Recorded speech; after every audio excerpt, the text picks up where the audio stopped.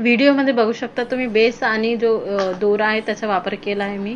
सर्वात आधी केक पूर्णपणे थंड होऊ द्या। गरम केक कधी कापू नका, नाही तर त्याचा बारीक चुरा होऊन जाईल। एक चाकू घ्या आणि केकला ज्या उंचीवर कापायचे आहे तिथे बाजूने हलक्या खाचा पाडून घ्या। या खाचा फक्त मार्गदर्शक म्हणून असतील। एक साधा मजबूत दोरा घ्या, तो केकच्या घेरापेक्षा थोडा मोठा असावा। हा दोरा तुम्ही चाकूने पाडलेल्या खाच्यामध्ये व्यवस्थित अडकवा, जेणेकरून तो केकच्या चारही बाजूनी एकाच पातळीवर असेल। दोऱ्याची दोन्ही टोके तुमच्या समोरच्या बाजूला आणा। आता दोन्ही हातात दोऱ्याची टोके धरून ती एक आकारात क्रॉस करावी। आता दोन्ही टोके विरुद्ध दिशेला हळुवारपणे ओढा।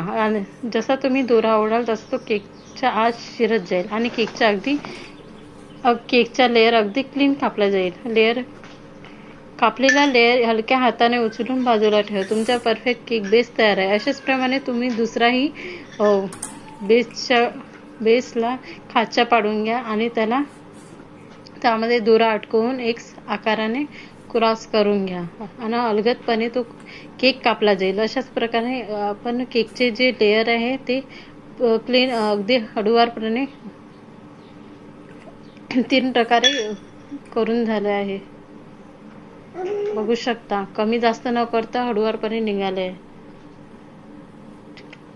अशाच प्रकारे तुम्ही दोऱ्याचा वापर करून बेस कापू शकता। तुम्हाला माझे व्हिडिओ आवडल्यास चॅनलला सबस्क्राईब करा, व्हिडिओला लाईक करा। अशाच व्हिडिओसाठी शिवशक्ती केक्सला सबस्क्राईब करा।